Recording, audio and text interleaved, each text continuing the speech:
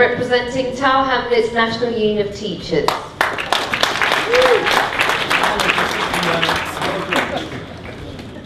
Thanks, colleagues. Fantastic to see such a great turnout tonight. We've got 2,500 members in Tower Hamlets. A lot of them live in the borough as well, and amongst them, people will have different opinions about what's happened, about how they voted, and what they think about the judgment.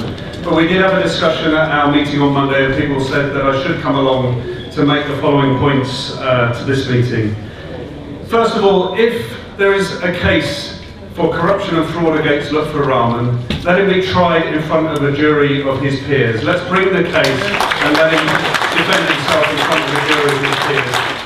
If there is a case for electoral malpractice in this borough, not just in the last election, but going back to 2005 and before that, let's have a full and proper public inquiry into every allegation that's been made, not just the case that's been made against Tower Hamlets first and Lutfer, because other charges have been made by other parties.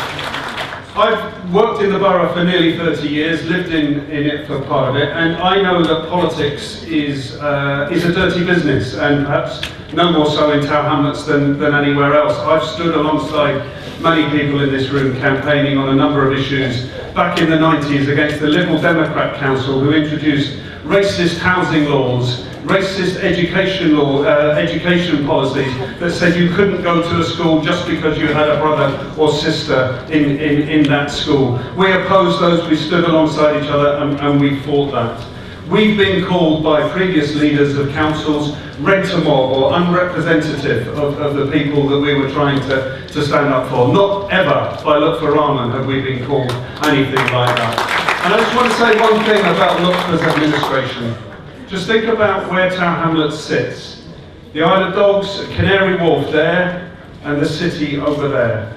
For the last 5 years, under this government, people in those glass shiny towers want to get their hands on our schools, on your child's education. They are desperate to privatise and get into our schools. Now Lutfer has set the tone in Tower Hamlets by saying they will not take over our schools. We are a local education authority, we're proud of that, and we will keep our schools together. This is at a time when other councils, to their shame, are saying, come in, take away our schools, we don't want them. Lutfer hasn't done that. The final 2 points I want to make: undue spiritual influence. Yesterday, Ed Miliband was at a temple, Hindu temple in Willesden Green, where he got a blessing, a Swami blessing for the general election. I saw last year John Biggs standing behind a poster, Whitechapel businesses support John Biggs for mayor because it's good for the Whitechapel economy. Now, if it's all right for business leaders and other people to say support this candidate, what's wrong with a group of people, a group of imams, saying that people might be qualified to support Dr. Rahman?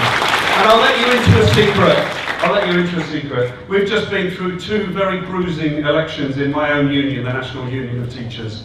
I supported a candidate in each of those elections, and when election time came, I wrote to 2,500 NUT members and said, this is the candidate I want you to vote for. This is why I want you to vote for them. I think this is an important election, and I think our union is safer with these people. And I don't know whether they took any notice of me, but I was entitled to do that, and I think it was the right thing to do. It's not undue influence. People look to people they trust for influence, and I think that's perfectly acceptable. So if it's all right for business to do it, I think it's all right for other people to do it. I know I've got to finish that. My final point is this, and it's the most important in a way. In schools at the moment, we're being told by the government that we have to promote fundamental British values. We're being told that we have to make sure we're watching what students are doing and turning them away from extremism, turning them away from the dark side if we're worried about them. What they call fundamental British values are respect for difference, tolerance of diversity, respect for the rule of law, respect for democracy. They're not British values, they're our values. I think they're Lutfer's values, they're my values, they're the values of my Iraqi dentist, the values of my Pakistani doctor. British values 30 years ago was supporting a government that had Nelson Mandela in prison. British values 60 years ago was chemically castrating homosexuals. British values 100 years ago was imprisoning women who wanted the vote and force feeding them. Now, the point is this: if we are supposed to talk to young people about democracy, if we are supposed to talk to young people that the best way to solve the problems that they see in the world, the best way to address all the differences and the disadvantage and the inequality they see, is to engage with the political process, how much more difficult has that unelected judge made that for us? How much more difficult is it for teachers now to say, you should respect democracy, you should respect the rule of law, when one judge has overturned the wishes of 37,395 people?